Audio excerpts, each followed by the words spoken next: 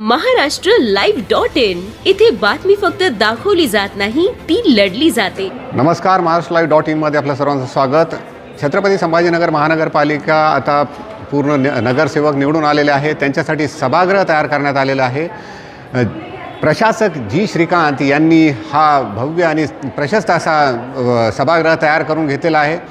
पाहूया आपण या सभागृहाचे वैशिष्ट्य काय आहेत ते। छत्रपती संभाजीनगर महानगरपालिकेची सर्व तयारी झालेली आहे। आता महापौरांचेही निश्चित होणार आहे। 10 तारखेनंतर महापौरसुद्धा निश्चित होणार। भारतीय जनता पक्षाचं महापौर बनणार आहे आणि ह्या जो प्रशस्त असा सभागृह महानगरपालिकाने बनवलेला आहे, जी श्रीकांत यांच्या नेतृत्वामध्ये हा पूर्ण सभागृह तयार झालेला आहे। याला सुमारे 5 कोटीच्या जवळपास खर्च आला। विशेष म्हणजे या सभागृहाचे वैशिष्ट्य म्हणजे ही जी साऊंड सिस्टीम आहे, ही साऊंड सिस्टीम आत्तापर्यंत फक्त विधानसभेमध्ये अशा प्रकारची साऊंड सिस्टीम होती ज्याच्यामध्ये कोणत्याही प्रकारचे एरर्स येत नव्हते।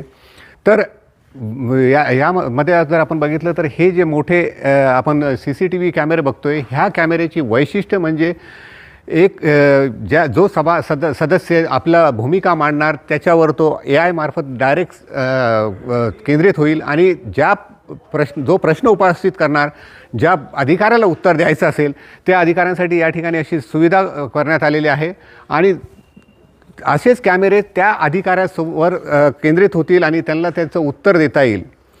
हे झालं साऊंड सिस्टीम आणि कॅमेऱ्याचं। या व्यतिरिक्त जर कोणत्या मुद्द्यावर मंत्रालयाशी जर व्हिडिओ कॉन्फरन्सिंग करायची असेल तर हे कॅमेरेसुद्धा तिथपर्यंत कनेक्ट करण्यात आलेले असल्याची माहिती देण्यात येत आहे। विशेष म्हणजे महापौरांची बसण्याचे जे स्थान आहे तोही आकर्षित आणि दर्जेदार असं तयार करण्यात आलेलं आहे। इथं फायर सिस्टीम असो, AC असो, सर्व उत्तम प्रकारचे बनवण्यात आलेले आहे।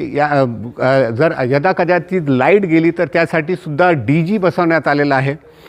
ही सर्व साऊंड सिस्टीम आणि कॅमेरा वगैरे हा जो सिस्टीम आहे तो न्यू एरा या संस्थेने बसवलेला आहे। दर्जेदार आणि क्वालिटीचं असं वर्क आता पाहायला मिळतं आहे। त्यामुळे आत्ता जे महापौर येतील, सदस्य येतील, त्यांना विधानभवनासारखाच फील या सभागृहात येणार आहे। त्यामुळे आता येणाऱ्या काळात आपण या सभागृहात कसा कामकाज चालेल हे पाहू। या आणि अशाच बातम्या पाहण्यासाठी पाहत रहा महाराष्ट्र.live.in। महाराष्ट्र.live.in इथे बातमी फक्त दाखवली जात नाही, ती लढली जाते। सबस्क्राइब करा, लाईक करा, शेअर करा, बेल आयकॉनला टच करा।